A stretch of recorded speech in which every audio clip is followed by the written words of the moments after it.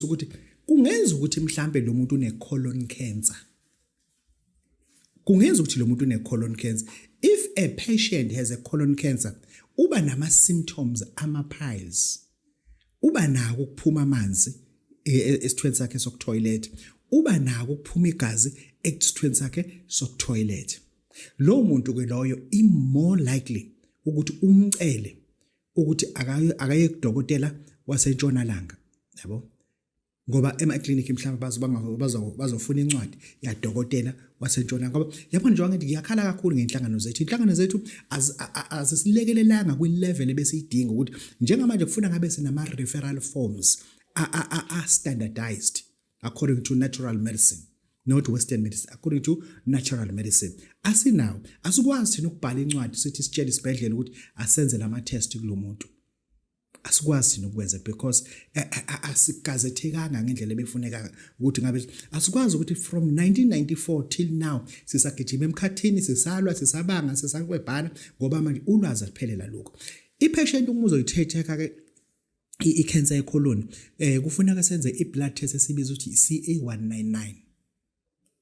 Ingasali iB2M. iB2M isiza ukubuka nesibindi phela usenza nje mhlawumbe isona lesi sinenkinga.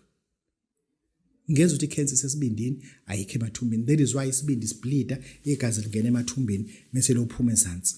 You understand? Engisho ukuthi asikubuke ke lokuthi labantu esisaba lapha ama piles akungabe silapha umuntu one cancer yecolon. Uma umuntu usumnike i-treatment yakho for more than 6 weeks wabuya nama result afanayo athi hayi baba ngeke lento kubupha ayinqamuka, that is akuyona i-cancer njalo. Impawu zokuthi kungenza ukuthi une cancer yecolon. Impawu lezo ngoba there's a lot of things, even i-pancreas yakhe ingableeda, isibindi sakhe singableeda, zinto ezingathi bezibleeda bese singene emathumbini bese ekhipha igazi.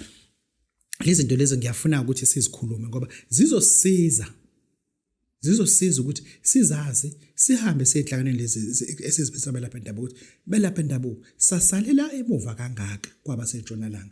Ngoba when I was in India I've seen a vast gap ekwazi ukuthi India ivale lapha abanento abayibiza ukuthi ama Ayurvedic,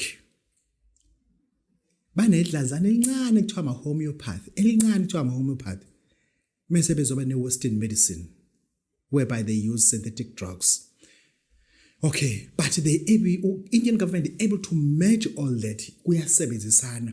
You find an Ayurvedic esibhedlela, Ayurvedic inyanga yeIndia, Ayurvedic practitioner. Uthola esibhedlela